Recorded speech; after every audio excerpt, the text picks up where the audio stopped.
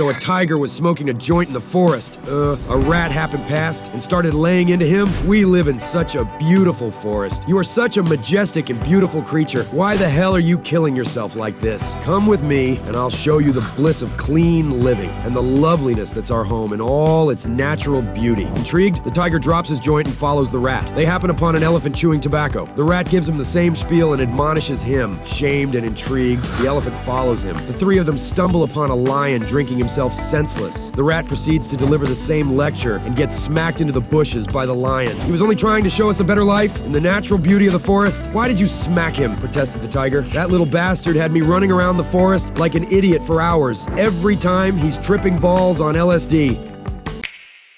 One day at school, little Johnny showed up very late to class. His teacher asked, "Why are you late today, Johnny?" Little Johnny explained, "Well, you see, just around the corner, there was a poor little old lady looking everywhere for a $20 bill. She lost. She looked quite desperate, and I just couldn't walk away." Surprised, the teacher replied, "Well then, that's actually quite nice of you to help the woman."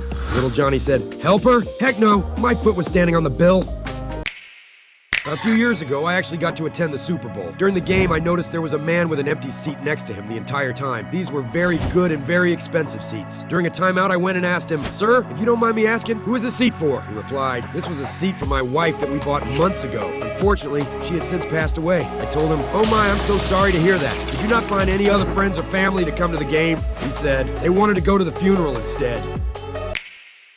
Yesterday I had a flat tire on the highway, so I eased my car over to the shoulder of the road, got out, opened the trunk, took out 2 cardboard men, unfolded them, and stood them at the rear of my car facing oncoming traffic. They're dressed in open trench coats that expose their nudity to oncoming drivers. They look so lifelike, you wouldn't believe it. Traffic started slowing down to look at my lifelike men. And of course, traffic began backing up. Everyone beeped their horns and waved like crazy. It wasn't long before a state trooper pulled up behind me. When he got out of his car and started walking toward me, I could tell he wasn't a happy camper. "What's going on here?" he demanded. "My car has a flat tire," I said. "Well, what are those obscene cardboard men doing here by the road?" he demanded. I couldn't believe he didn't know, so I said, "Hello, those are my emergency flashers."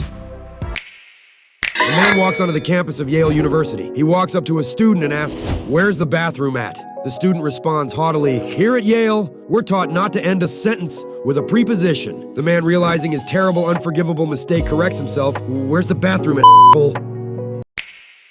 A climber fell off a cliff, and as he tumbled down, he managed to grab hold of a small branch jutting out from the rock face. He hung there, dangling precariously, looking down at the drop below that seemed to go on forever. "Help! Is there anybody up there?" he shouted desperately. A few moments passed, and suddenly a majestic voice boomed through the gorge. "My child, I will help you, but first, you must have faith in me." "Let go of the branch," boomed the voice. There was a long pause, and the man shouted up again, "Is there anybody else up there?"